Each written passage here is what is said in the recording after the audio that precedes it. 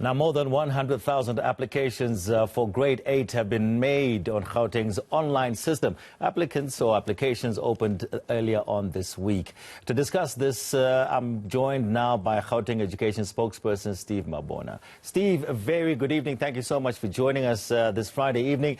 So, first of all, congratulations. And let me just read out something here from the Gauteng Education MEC, Panyaza Lesufi. Earlier on, he was saying, indeed, we have vindicated that the two-phase process was of the best interests of both learners and pupils. Firstly, talk to us about this two-phase approach before we talk about the numbers.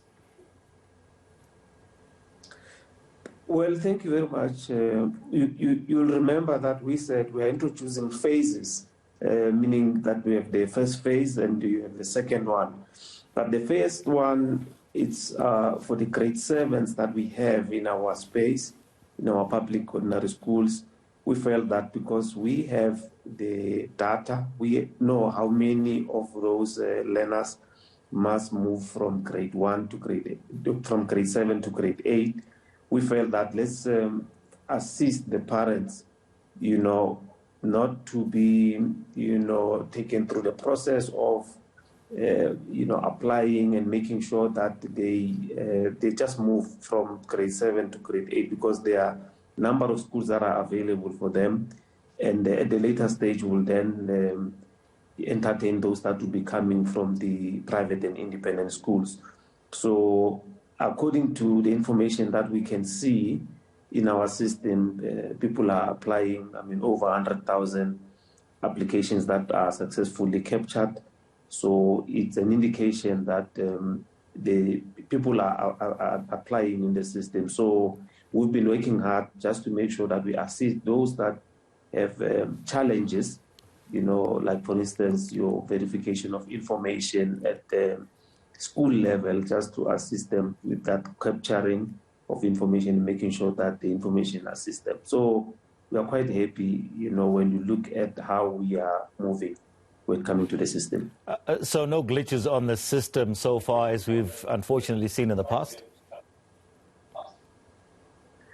No, the challenges that we have witnessed is that of making sure that at least we verify information, that parents need to verify information at school level, so that when they go into the system to apply, they then don't have challenges. But some parents, because they were accessing the system in a wrong way, they will upload their document, their information, only to find that they're operating on an old information. And when they are supposed to continue with the process of application, the system will then stop them from doing that.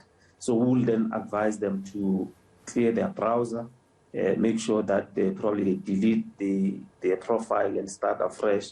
And they've been succeeding, because when you go through that process, then it's quite easy to then capture your information. And most of them, they were assisted in that fashion, and they managed to navigate in the system. The system is quite user-friendly. It's easy for anyone to utilize if you understand how to utilize a computer. So Steve, at some point, the parents, I go and I register online. At some point, I have to check with the school to see if they've updated their systems as well.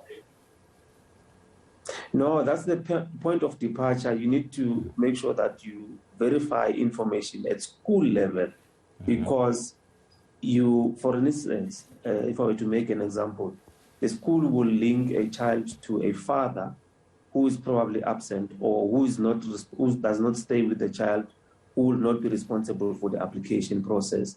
So the mother will then be stifled in a way, because the ID will be that of a father, and the phone number will that be of a father. So when the parent, like your mother, can access the system, she will not be in a position to move forward in the system, because it will not recognize the ID, it will not recognize the phone number. So it's important that they need to check with the school, so that then when they go to the system, they are in a position to can apply. Some children, they are linked to mothers only to find that the father is the one that is responsible for the application process. So those are the things that they need to clarify and make sure that they are captured well. Some, they are captured at school level as undocumented, only to find that they are documented. So those are the minor things that, working very closely with the schools and the parents, we are in a position to alleviate. But overall, the system works very well. Okay, Steve, just finally on this particular matter, how many applications are you expecting? And then quickly, when do you move on to the next phase? Well, the learners that we are expecting to, accommodate is over 183,000.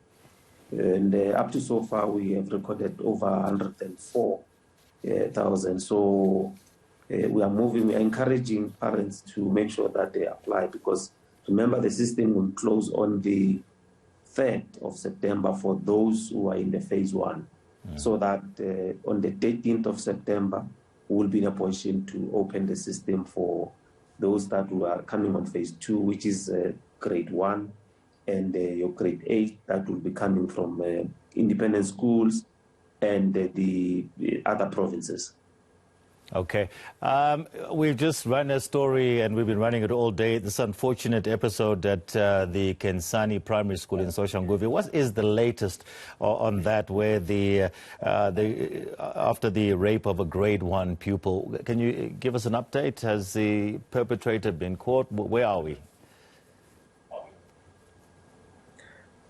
Well, we are being led by the police on that one. Like as the MEC has already indicated that police are investigating, so we are led by them on this sensitive investigation. You'll remember that it's quite sensitive. It involves a child, and we need to give police space so that you don't contaminate the case and lose the case, because if there are so many things that are happening around the case, potentially you might lose it. So we don't want to enter that space too much. We are giving them space to investigate, and we will then be led by them. Today there was a meeting, at the school, where the community, members of the community and some organization were then updated on how this matter is being managed, and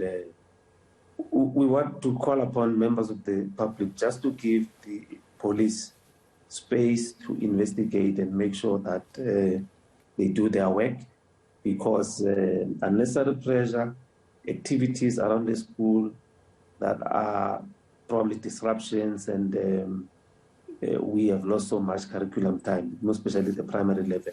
So we need space, focus on the classroom while we give the police ample time to do their work, and we will be in a position to know on how we're going to move forward. Okay. All right. Thank you so much for speaking with us this evening, Steve. So over 100,000 grade 8 applications, 104,000, and you're saying you're looking at 180,000 and then moving on to the next phase. So the system is working and people must keep applying online. Steve Mabona, thank you so much.